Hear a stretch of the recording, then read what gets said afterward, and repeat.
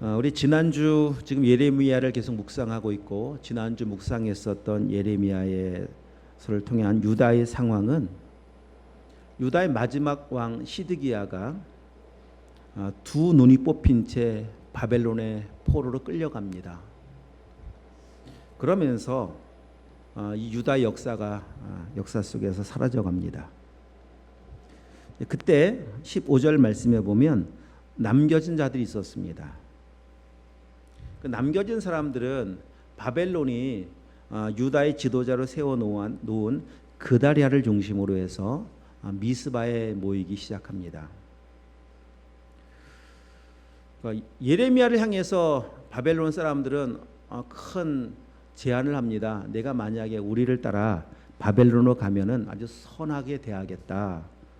그런 호의를 예레미야는 뿌리치고 미스바에 있는 그다리아에게로 가게 됩니다.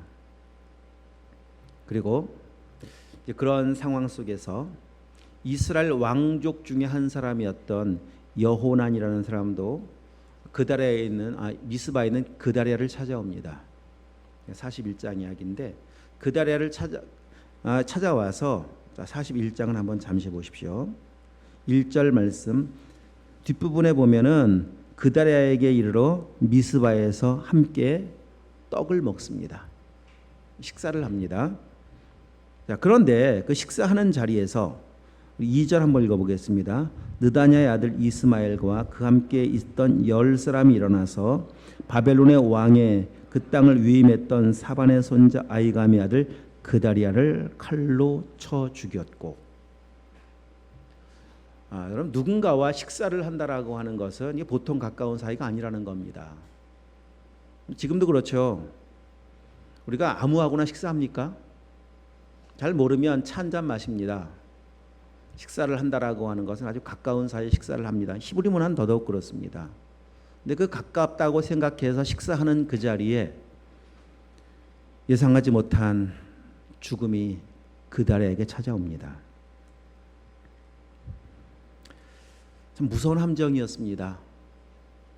이스마엘은 식사하자고 제안을 하지만 진짜 식사하자고 제안한 것이 아니라 죽이려고 하는 함정이었던 겁니다. 그 친밀한 식사 자리가 무덤이 될 거라고 누가 상상이나 했겠습니까? 저건 결코 멀리 있지 않습니다. 여러분, 친하다라고 하는 것과 동역자가 되는 것은 다릅니다. 아무리 친해도 자신의 생각과 다르면 금방 적이 됩니다. 이걸 보여주고 있습니다. 또한 이런 상황에서 성전을 순례하겠다고 찾아온 80명의 성전 순례단이 있었습니다. 성경 말씀에 보면 그 사람들이 5절에 나와 있습니다. 그때 사람 80명이 자기들의 수염을 깎고 옷을 찢고 몸에 상처를 내고 손에 소재물과 유향을 가지고 세겜, 실로, 사마리아로부터 여호와의 성전인 예루살렘으로 가고자 오고 있는 사람들을 또한 이스마엘이 맞이합니다. 맞이하는데 그 다음 절에 보면은 눈물을 흘리면서 그들을 맞이합니다. 그 이스마엘의 가짜 눈물에 속은 성전 순례단들은 또 죽임을 당하게 됩니다. 그다리아에게로 데려가겠다고 말하면서 죽여서 구덩이에 묻어버리고 맙니다. 그럼 이스마엘의 가짜 눈물을 보십시오. 가짜 눈물의 마음이 빼앗긴 채 그 마음을 빼앗긴 사람들은 결국 죽음을 당하고 맙니다. 여러분, 우리를 죽이려는 마귀의 속임수는 가짜 눈물과도 함께하고 있음을 여러분 잊지 말아야 합니다. 나를 동정하는 것 같아 보이는, 나를 위로하는 것 같아 보이는 가짜 눈물이 있습니다. 이 세상에서 누가 나를 위해 눈물을 흘려주겠습니까? 생각해 보십시오. 이 세상에 나를 위해 눈물을 흘릴 사람 없어요. 나의 가장 가까운 가족이 아니면 그 눈물은 가짜입니다. 하나님의 은혜가 아닌데 어떻게 눈물이 나오겠습니까? 세상 눈물에 속지 마십시오. 또한 우리 신앙생활하면서 우리 스스로 나의 눈물에 내가 속아요. 하나님의 은혜를 받았습니다. 눈물 펑펑 쏟습니다. 여러분, 눈물 흘린 것과 은혜 받은 것이 연관이 없다는 건 아니지만 눈물 흘린 것이 전부가 돼서는 안 됩니다. 난 눈물 흘렸으니까 은혜 엄청 받았고 뭐 그래서 그 다음이 있어야죠. 눈물 흘리고 만 것으로 끝나면 무슨 소용이 있습니까? 그 가짜 눈물이 나를 또 죽여요. 하여튼 이런 마귀의 교묘한 속임수들을 그 혼란스러운 시기에 찾아보고 살펴볼 수가 있습니다. 이때 요하난이라는 사람이 등장을 합니다. 요하난이라는 사람이 예레미야에게 찾아와서 우리를 위해서 기도를 해달라고 요청을 합니다. 42장 이제 오늘 본문의 이야기입니다. 자, 42장 우리 펴 계시죠? 3절 말씀을 한번 볼까? 3절 말씀. 당신의 하나님 여호와께서 우리가 마땅히 갈 길과 할 일을 보이시기를 원하나이다. 그 내용에 보면 요하난이 기도를 요청하고 있는 기도의 내용을 보면 진짜 우리가 꼭 해야 할 기도의 내용들 아닙니까? 이 땅을 살아가면서 무엇을 해야 합니까? 어디로 가야 합니까? 이런 기도하는 겁니다. 하나님 앞에 나와서 기도하는 것이. 그런데 이제 문제가 무엇인가 하면 3절 초반부에 당신의 하나님 여호와께, 나의 하나님이 아닙니다. 요하난의 하나님이 아닙니다. 당신의 하나님입니다. 참 내용은 굉장히 멋있고 그럴듯해 보이는데 그 전체 문맥을 함께 연결해 보면은 틀렸습니다. 하나님은 각자 하나님이어야 합니다. 예레미야의 하나님이어야 하고 요하난의 하나님이어야 하고 우리 모두의 하나님이어야 합니다. 하나님은 우리 모두를 1대1로 만나십니다. 아무리 부모의 신앙이 좋다고 그 부모의 신앙 가지고 내가 함께 천국 가는 거 아니고요. 부모님의 신앙은 부모님의 신앙이고 나의 신앙은 나의 신앙입니다. 하나님은 아브라함의 하나님이셨고 이삭의 하나님이셨고 야곱의 하나님이셨습니다. 자, 하여튼 예레미야는 요하난의 요청대로 하나님께 기도를 합니다. 그러자 하나님께서 10절 이하에 10일 후에 말씀을 하시는 내용이 7절 이하에 나옵니다. 자, 우리 7절 이하의 그 하나님의 기도의 응답의 내용인데 그 중에서 어디를 보시는가 하면 13절 14절 말씀 한번 같이 읽어보도록 하겠습니다. 13절 14절 말씀. 그러나 만일 너희가 너희 하나님 여호와의 말씀을 복종하지 아니하고 말하기를 우리는 이 땅에 살지 아니하리라 하며 또 너희가 말하기를 아니라 우리는 전쟁도 보이지 아니하며 나팔 소리도 들리지 아니하며 양식의 궁핍도 당하지 아니하는 애굽 땅으로 들어가 살리라 하면 잘못되리라. 하나님의 말씀 응답은 요하난의 요청에 의한 하나님의 예레미야의 기도와 그리고 그에 대한 하나님의 응답은 아까 이야기했죠. 어디로 가겠습니까? 무엇을 하면 될까요? 라고 묻는 질문의 응답은 그냥 다른 데 가려고 하지 말고 여기에 머물러 있어라. 이게 응답입니다. 만약에 다른 데를 간다면 큰 어려움, 고난, 멸망이 있을 것이다. 이런 내용들을 말씀하고 계시는데 자, 여러분 14절을 다시 한번 눈으로 한번 잘 보세요. 또 우리가 말하기를 우리는 전쟁도 보이지 아니하며 나팔 소리도 들리지 아니하며 양식의 궁핍도 당하지 아니하는 애굽 땅으로 들어가 살리라 하면 잘못되리라. 이스라엘 백성들의 남아있는 이스라엘 백성들과 요하난의 생각 속에 애굽은 어떤 땅으로 인식되어 있는가 하면 지금 고백하고 있는 것 같이 전쟁도 없는 땅, 나팔 소리가 들리지 않는 땅. 이 나팔 소리는 전쟁의 이야기입니다. 거기는 먹을 것이 풍족한 땅, 양식이 궁핍하지 않는 땅 애굽. 애굽 가면 애굽은 마치 천국처럼 생각하고 있습니다. 애굽에 가면 모든 문제가 다 해결될 거라고 생각하고 있습니다. 이들의 관심은 하나님이 아닙니다. 이 땅의 풍요로움과 안정된 삶입니다. 풍요로움과 안정된 삶을 보장해 줄 수 있는 나라가 딱 보이는데 바로 애굽이었습니다. 그래서 애굽을 그렇게 가고 싶어 했습니다. 풍요와 안정을 추구하는 이들에게 하나님의 말씀, 하나님은 관심이 없습니다. 언제나 그런데 하나님의 관심이 없으니 무슨 말씀이 들려오겠습니까? 하나님은 당신의 하나님이죠.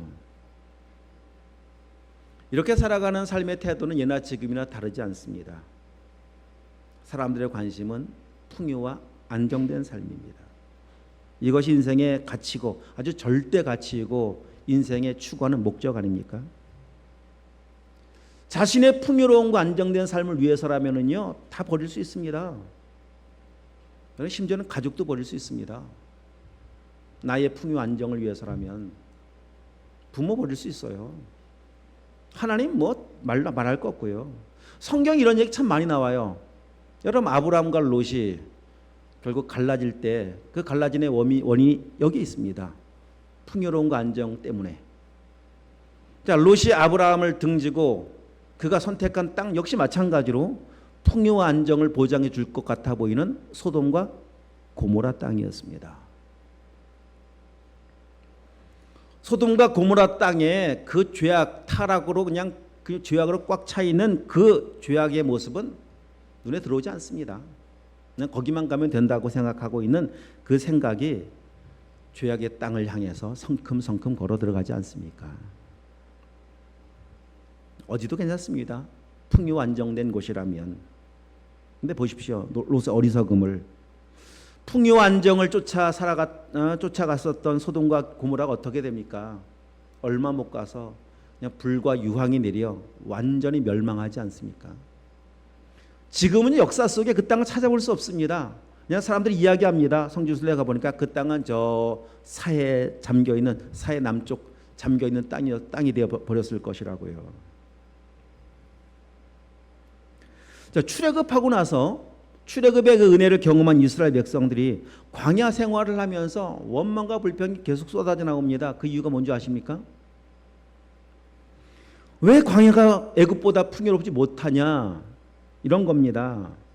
그리고 애굽의 풍요로움을 동경하면서 이렇게 탄식을 하죠. 우리가 애굽에 있었을 때는 값없이 오이와 생선과 참외와 부추와 파와 마늘 먹은 것이 생각이 나는데 이제는 기력이 다하여 만나 외에는 보이는 것이 없고 이게 뭐냐 도대체.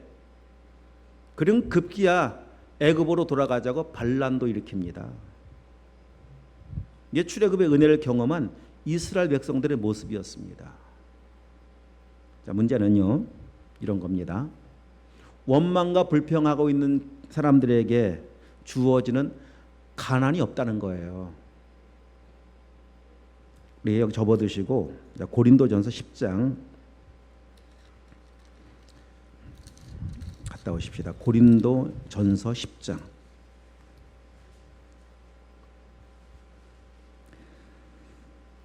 우리 쭉 내려가셔서 어디를 보시는가 하면 10절만 보십시다. 10절만 시작. 그들 가운데 어떤 사람들이 원망하다가 멸망시키는 자에게 멸망하였나니 너희는 그들과 같이 원망하지 말라. 광야에서 일어난 일들입니다. 원망하면서 가나안 땅 들어갈 수가 없다. 원망하면서 천국 갈 수 없다는 겁니다. 여러분 이런 내용들을 성경 속에 있었던 한 사건으로만 여겨서는 안 됩니다. 오늘 우리 마찬가지입니다. 지금 내가 무엇을 추구하고 있는지를 보십시오. 무엇을 따라가고 있는지를 보십시오. 정말 풍요 안정인지 아니면 진짜 하나님의 나라인지 한번 잘 점검하셔야 합니다. 만약에 우리가 말씀이 아니라 하나님의 나라가 아니라 나도 풍요로움과 안정된 삶을 향해 추구하고 있다면 성경이 경고하는 거잖아요. 반드시 멸망합니다. 그 끝은 멸망에 이르게 될 겁니다. 자, 오늘 본문 다시 오셔서 오늘 읽었던 본문에는 13절, 13, 14절에 이어서 이 내용을 계속 사실 오늘 본문뿐만 아닙니다. 43장 넘어 44장 5장 계속 넘어가면 참 수없이 많이 반복합니다. 하나님께서 이 내용의 말씀들을. 자, 오늘 본문에 보면 애굽으로 이주하지 말라고 말씀하시는 두 번째 경고가 이제 오늘 읽었던 본문의 말씀인데 만약에 그렇죠. 오늘도 그렇죠. 만약에 하나님의 경고를 무시하고 애굽에 내려간다면 거기는 엄청난 형벌이 따르게 될 것이다. 반복해 말씀하십니다. 자, 17절 말씀을 보시겠습니다. 눈으로 보십시오. 17절 말씀을 무릇 애굽으로 들어가서 거기에 머물러 살기로 고집하는 모든 사람은 이와 같이 되리니 곧 칼과 기근과 전염병에 죽을 것인즉 내가 그들에게 내리는 재난을 벗어나서 남을 자 없으리라. 18절 말씀에서는 그들에게 하나님의 노여움으로 인해서 가증함과 놀램과 저주와 치욕거리가 될 것이다. 너희가 다시는 이 땅을 보지 못하리라. 이렇게 말씀하십니다. 하나님 버리고 말씀 버리고 세상 쫓아가면 반드시 멸망한다는 겁니다. 여러분, 이런 내용은 이미 에덴 동산에서 아담과 하와에게 먼저 말씀해 주셨습니다. 말씀하셨죠? 알고 계십니다. 아담과 하와에게 아담에게 선악을 알게 하는 나무 열매를 먹지 말아라. 먹으면 죽을까 하노라. 그런 건가요? 반드시죠. 반드시 죽는다. 이 말씀하셨습니다. 그건 어떻게 했습니까? 아담과 하와가 마귀의 유혹에 속아서 선악과를 먹어버리고 말았습니다. 마귀가 속였거든요. 먹으면 오늘 말씀으로 인용해 볼까요? 너희가 하나님처럼 될 것이다. 풍요로워질 것이다. 안정된 삶이 보장될 것이다. 속였잖아요.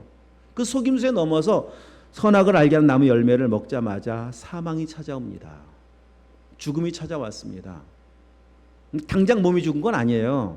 근데 죽음, 하나님과 관계가 단절됐다는 겁니다. 죽음이 찾아와서 하나님과 관계가 깨어지고 나니까 나타나는 반응이 뭡니까? 제일 먼저 나타나는 반응이 뭔지 아세요? 두려움이에요. 두려움.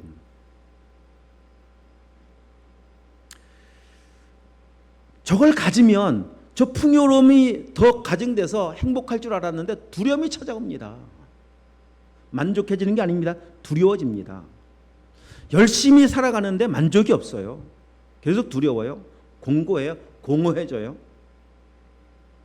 풍요와 만족으로, 풍요와 안정된 삶으로 가정이 행복할 줄 알았는데요, 가정은 깨어지고 맙니다. 극한 갈등의 관계로 끌려가고 맙니다. 뼈 중에 뼈, 살 중에 살이라고 말했던 그때가 언제입니까? 그냥 벌거벗었으나 부끄러지 않고 살았던 그들이 갈등, 원수가 되어버리고 맙니다. 여러분, 인생의 진정한 행복, 만족은, 기쁨과 자유는 세상의 풍요 안정된 삶이 아닙니다. 하나님과의 친밀한 관계에서 오는 겁니다. 이게 믿어진 은혜가 있기를 축복합니다. 그럼에도 불구하고 하나님과 관계 깨어진 사람들은, 그러니까 관계가 깨어진 사람, 관계 깨어진 상태를 죄라고 말을 하는데, 이 죄인 중에, 죄인의 특징 중에 한 가지는 어리석어지는 거예요. 그러니까 어리석음이라고 하는 것은 뭐 머리가 나쁘다 이런 거 아닙니다.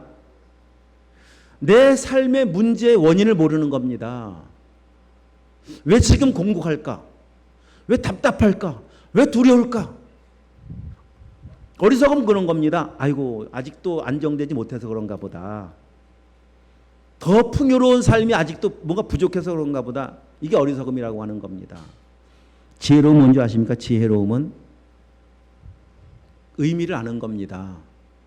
여호와를 경외하는 것이 지혜의 근본인데, 여호와를 경외하며 살아가는 사람들 알아요. 두려움의 이유를 알아요. 답답함의 이유를 알아요.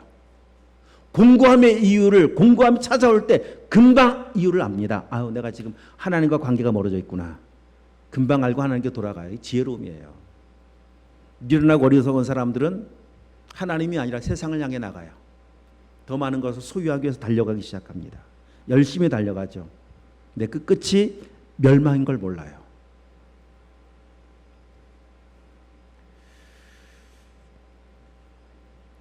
오늘 본문에서 여러분 주목해 볼 단어가 하나 있는데, 눈으로 보세요. 15절, 17절에 반복한 단어가 있습니다. 고집이라는 단어예요. 고집. 자, 15절 끝부분을 제가 읽습니다. 너희가 만일 애굽에 들어가서 거기에 살기로 고집하면, 17절 무릇 애굽으로 들어가서 거기에 머물러 살기로 고집하는 모든 사람은, 고집. 이 당시 이스라엘 백성들의 고집은 자신들의 뜻을 굽히지 않고 애굽으로 내려가려고 하는 겁니다. 이건 사실 표면적 고집입니다. 표면적 고집. 진짜 고집이 뭔지 아십니까? 하나님의 말씀에 대한 반역과 불순종에 대한 고집입니다. 말씀은 알고 있지만 말씀대로 살지 않겠다는 겁니다. 여러분, 이 죄악된 인간의 고집이 얼마나 무서운가를 보셔야 돼요. 하나님의 심판과 징계도 대수롭게 여기지 않습니다. 하나님의 경고 대수롭게 여기지 않습니다.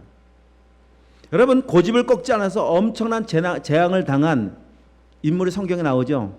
딱 등장하는 인물, 그 사람이 누구예요? 바로예요. 바로. 애굽 왕 바로. 10가지 재앙이 나라를 휩쓸고 가기 시작합니다. 나라가 초토화돼요. 근데 고집이 안 꺾여요. 장자가 죽어나갑니다. 집집마다 장자가 죽어나갑니다. 그런데도 고집이 안 꺾여요. 보내긴 보내는데 고집이 안 꺾여서 이스라엘 백성들 추격하잖아요, 다시. 그러다가 애굽의 정예 부대가 홍해에 수장되고 맙니다. 애굽, 그 부강했던 애굽이 한순간 몰락해버리고 말아요. 이 보십시오, 이 고집. 여러분, 그럼 바로의 고집이 얼마나 큰 멸망을 가져왔는지를 두 눈으로 가장 가까이에서 똑똑히 본 사람들이 이스라엘 백성들이에요. 그렇죠? 아주 일렬에서 집권했습니다. 일렬에서. 그런데 그렇게 고집은 멸망을 가져오는 거를 보았음에도 불구하고 이 백성들이 가나안 땅 들어와서 하나님의 은혜를 입고 난 뒤에 이 백성들이 보여준 모습이요, 바로가 보여줬던 모습을 그대로 보여줘요. 이스라엘 백성들이 가나안 땅 정복합니다. 여호수아 시대에서. 그리고 바로 사사기 이어지죠. 사사기가 시작되면서 그냥, 아니 사실 정복이 끝나자마자부터 여호수아 2장 말씀에서는 그냥, 사사기 2장 말씀에서는 이미 그 땅이 얼마나 하나님의 말씀을 가볍게 여기고 우습게 여기는지 금방 보여주고 있는데, 하여튼 계속된 주변 나라의 핍박 탄압이 오는데도 불구하고 고집 안 꺾습니다. 이게 이스라엘 역사예요. 선지자들을 시대마다 보내서 그 고집 좀 꺾어라 제발, 하나님께로 돌아와라 제발 돌아와라 라고 수없이 말씀을 선포해도 안 꺾습니다. 그 한 사건의 예를, 말씀의 예를 우리 이사야 1장을 통해 보여드리겠습니다. 이사야 1장을 한번 가보시죠. 이사야 1장. 자, 앞으로 쭉 오셔서 예레미야 앞에 이사야입니다. 이사야 1장.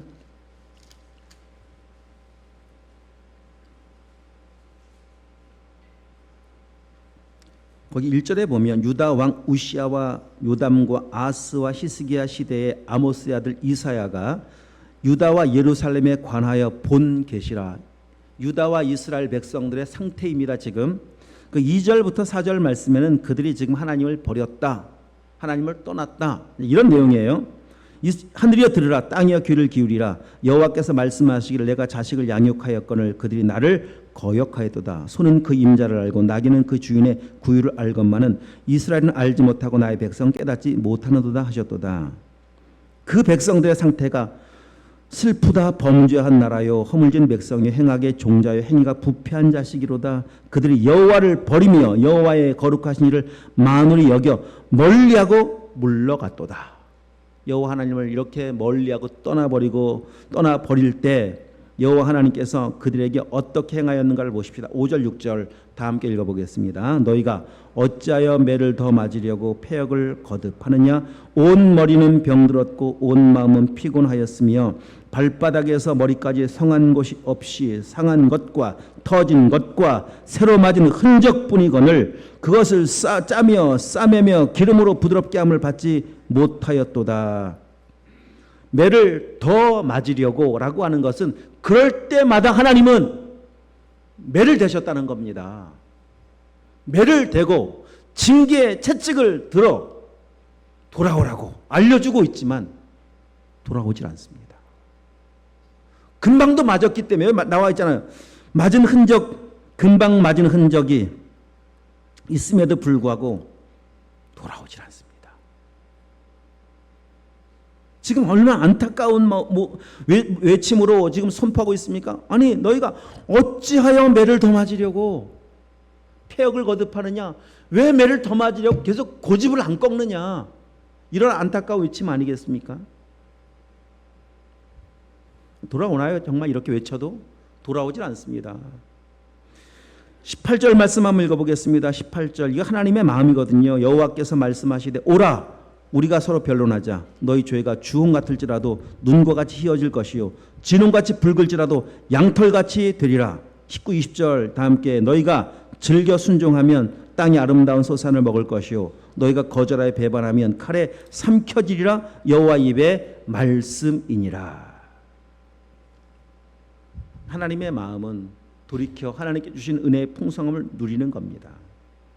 그럼에도 불구하고 자, 이 시대가 지금 계속 진행되면서 예레미야의 마지막 유대 역사의 마지막 그러니까 북이스라엘 역사에 보면은 북이스라엘이 먼저 멸망을 해요. BC 722년에 아수르의 멸망을 합니다. 그러니까 남유다는 북이스라엘이 멸망하는 걸 다 보았어요.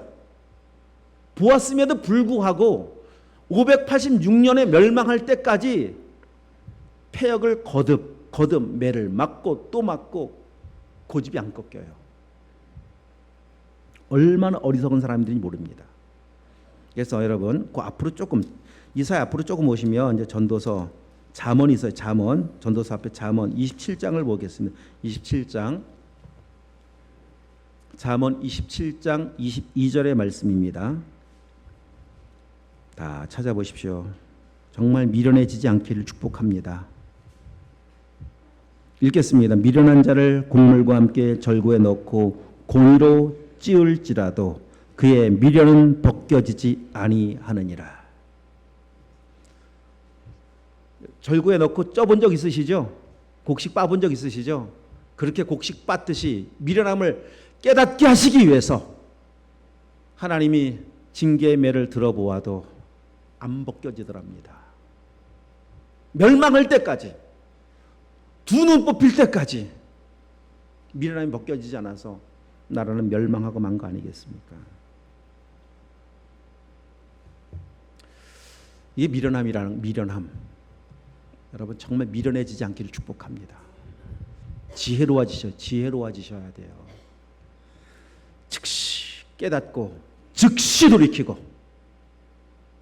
그러니까 성경에 보면 다윗을 하나님의 마음에 합한 자라고 말씀하고 있는 이유는 그가 뭐 전혀 죄 짓지 않아서가 아닙니다. 다윗의 지은 죄는 그 어떤 사람이 지은 죄보다 뭐 덜하지 않은 엄청난 죄를 지었었어요. 그렇게 죄를 지은 다윗에게 하나님은 하나님의 선지자를 보내죠. 그 선지자의 말을 듣고 다윗은 즉시 돌이켜요. 만약에 다윗이 그때 왕이잖아요. 왕에게 누군가 와서 지적을 한다. 왕이 잘못했습니다. 그 사람 당신입니다 라고 지적하는 그 말을 여러분 지적 좋아하는 사람 있어요? 내가 아무리 잘못했어도? 더더군다나 왕인 입장에서는 자존심 상하잖아요. 또 한 가지 지금 사실 다윗이 알고 있듯이 그 밧세바를 범하고 임신되었을 때 합법적 임신으로 삼으려고 우리아를 끌어들였잖아요. 그런데 그게 실패로 돌아왔고 우리아를 죽여버렸어요. 그거는 아무도 모르는 당시 요압과 자기만 아는 비밀인 것 같았었는데 알고 있는 사람이 또 있구나. 그거 어떻게 하겠습니까? 죽여버리는 거죠. 힘 있는 사람이니까. 근데 만약에 다윗이 그랬다면 하나님께서 선지자를 보내서 말씀하심에도 불구하고 다윗이 그런 자기 합리화 때문에 죄를 덮어버리려고 죽이고 숨겼다면 다윗의 이야기나 바로의 이야기나 다름없습니다. 다윗도 그렇게 평가되었을 겁니다. 다윗 바로와 같이 고집센 미련한 사람, 절대 본받으면 안 되는 사람, 그런 사람 되어버리고 마는 거 아니겠습니까? 여러분 신앙이 뭔지 아세요?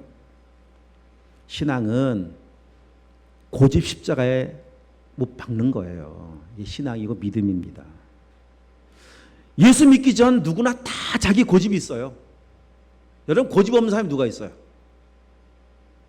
애들도 고집 있고 어른도 고집 있고 고집 없는 사람이 누가 있습니까? 고집이 너무 세잖아요. 여러분 고집이 세다는 말은 다른 말로 말을 안 듣는다는 거예요. 이렇게 말을 안 들어요. 여러분 자녀를 키우는 부모님들 고집 센 자식 이뻐요 안 이뻐요?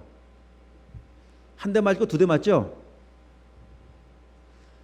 역시 그 모습이 내 모습이 아닌가 보라는 겁니다. 내가 하나님 앞에서 진짜 고집 피우고 있지 않은지 보라는 거예요. 다 고집은 다 있어요. 이게 죄성이에요. 그런 고집으로 살던 사람이 예수님 만났다라고 하는 것은 그 고집도 십자가에 넘겼습니다. 못 박았습니다. 그래서 이제는 내 고집대로 살지 않고 말씀대로 살아갑니다. 말씀에 순종하여 살아갑니다. 이것을 변화라고 말을 합니다. 변화. 신앙생활은 변화예요. 믿기 전에는요, 내가 하고 싶은 대로 살았어요. 내 고집대로. 내가 먹고 싶은 거 먹고, 마시고 싶은 거 마시고, 보고 싶은 거 보고, 하고 싶은 거 하고, 가고 싶은 데 가고, 그래서 살았었어요. 예수님 믿었습니다. 예수님이 내 주인 됐습니다. 달라지는 거예요. 예수님이 좋아하면 좋아하는 길을 가요. 좋아하는 일을 해요. 싫어하는 거 하지 않아요. 우리 지난주 주일학교 캠프가 목금 있었습니다. 제가 주일학교 캠프 마지막 폐 예배를 드릴 때 다니엘서 1장 8절을 말씀을 나누면서, 자, 다니엘과 그의 친구들이 바벨론의 포로로 잡혀가서 뜻을 정하였다. 왕이 내리는 음식을 먹지 않기로 뜻을 정하였다. 이제 그 말씀이 1장 8절의 말씀인데, 자, 이 말씀 읽고 아이들에게 질문을 해보았습니다. 여러분 여러분들이요, 아이들이요, 어린이들이요. 자, 하나님이 싫어하는 음식이 뭘까요? 라고 아이들에게 질문해봤어요. 아이들에게. 제가 질문한 의도는 다른 것이 아니었었어요. 아이들 수준에서 하나님이 싫어하는 음식이 뭐가 있을까? 혹시 뭐 이제 불량식품 뭐가 있을까? 라고 이제 궁금해서 질문을 던졌더니 그곳에 모였던 아이들 거의 대부분이 뭐라고 대답한 줄 아세요? 자, 하나님이 싫어하는 음식이 뭘까요? 라고 질문했더니 대답한 음식이 뭔 줄 아세요? 술이요 그러더라고. 술. 진짜 깜짝 놀랐습니다. 그래서 제가 그래서 이제 놀래서 질문을 또 해봤죠. 혹시 술 마셔본 친구? 라고 질문을 해보았더니 어떤 여자아이 한 명이 번쩍 들어요. 얼마나 용감하게 번쩍 드는지. 와, 제가 당황을 했습니다. 그 교회 선생님들 당황을 하시고, 어떤 친구 한 명은 막걸리도 술인가요? 물어보더라고요. 막걸리 술인가 아닌가요? 술이죠. 그랬더니 그럼 저도 마셨어요. 그러더라고요.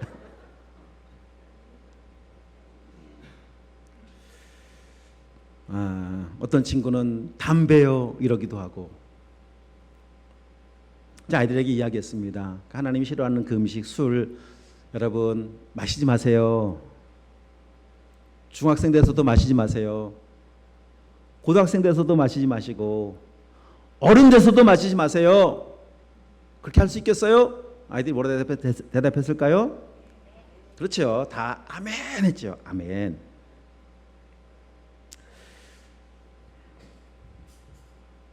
제가 또 질문했습니다.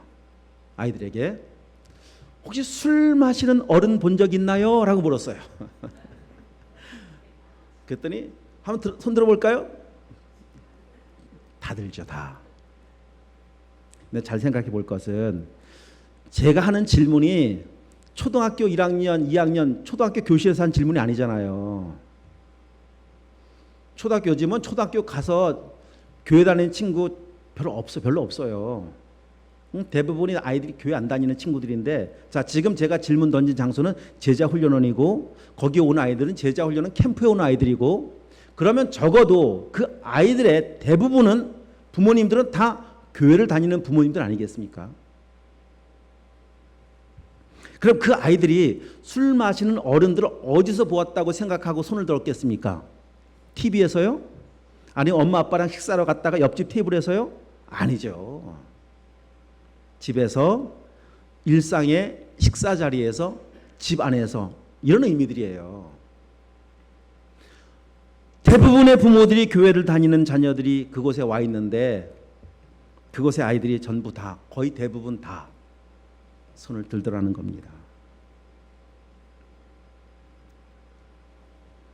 우리의 모습을 보았기 때문에 그런 거예요. 여러분의 모습을 보았기 때문에. 우리 교회 아이들은 이번에 많이 참석을 안 했는데, 자, 우리 교회 아이들이 다 가서 이런 질문을 하면은 우리 교회 아이들은 들까요, 안 들까요? 여러분의 자녀들은 들까요, 안 들까요? 곤란한 질문이죠. 여기서 한번 손들게 할까요? 아이들도 알아요. 하나님이 싫어하는 음식이 술이라고 하는 것을. 어른 여러분 모르지 않죠? 성경 말씀을 적당히 합리화해 가면서 어른이기 때문에 성경을 조금 안다는 이유로, 아니 성경에 술 마지 말라는 구절이 어디에 있습니까? 뭐 이런 내용들을 뭐 토를 달기 시작해 가면서. 문제는 그런 겁니다. 이 술 문제가 뿐만 아니라 하나님이 싫어하는 걸 알면서도 어떤 일이든 어떤 길이든 고집스럽게 가고 있는 것이 문제라고 하는 겁니다. 여러분 정말 예수님 주인으로 모셨나요? 여러분 진짜 모신 분들이라면, 아니 안 모신 분들이라면 사실 이 말씀은 별 의미가 없을 수 있어요. 살 능력 없습니다. 모시지도 않고 하나님의 뜻대로 살 수 있는 능력은 없어요. 진짜 모신 분들이라면, 안 모신 분들이라면 제가 정말 강력 추천합니다. 강력도 권면합니다. 다음 주 8월 12일부터 있는 제자훈련에 한번 오세요. 진짜 오셔서, 너무 중요한 문제잖아요. 인생 속에 있어서 내가 주님 만나고 진짜 신앙생활이 얼마나 중요합니까? 오셔서 한번 내 인생, 내 신앙을 총체적으로 점검해 보셔야 되지 않겠습니까? 아니 이런 문제 앞에 갈등조차 하고 있지 않다면 안 만났을 가능성 굉장히 큽니다.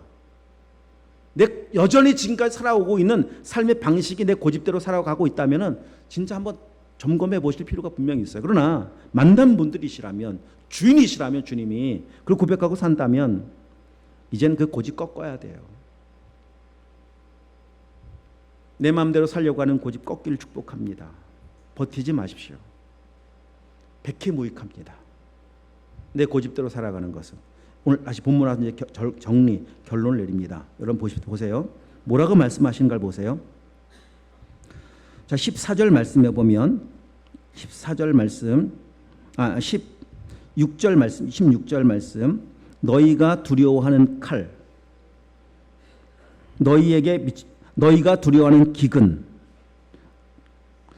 그러니까 칼 피해서 전쟁 없는 곳, 기근 없는 곳, 그곳은 애굽입니다라고 생각해서 애굽을 선택하려고 하지만은 너희가 두려워하고 있는 전쟁이든 먹는 양식이든 기근이든, 여기 말씀해 보니까 애굽으로 따라가서, 칼이 애굽으로 따라가서 너에게 미칠 것이고, 너희가 두려워하는 기근이 애굽으로 급히 따라가서 너에게 임하리니 너희가 거기서 죽을 것이요.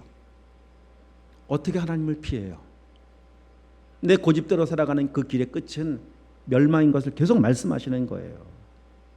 여러분 오늘 우리는 이 쓸데없는 고집으로 살아가는 것이 아니라 우리 그리스도인에게 고집이 필요해요. 어떤 고집인 줄 아십니까? 다니엘과 그의 친구들이 보여준 고집이에요. 하나님의 뜻이 아니기 때문에 절대 먹을 수 없습니다. 이런 고집이 필요합니다. 하나님의 뜻이 아니기 때문에 저는 금신상이 절할 수 없습니다. 이런 고집이 필요합니다. 풀무불에 던져진다 할지라도, 사자굴에 던져진다 할지라도 저는 절할 수 없습니다. 이 고집으로 살아가는 거예요. 그리스도인들은. 이것 이외에 내 고집은 십자가에 넘겨놓으십시오.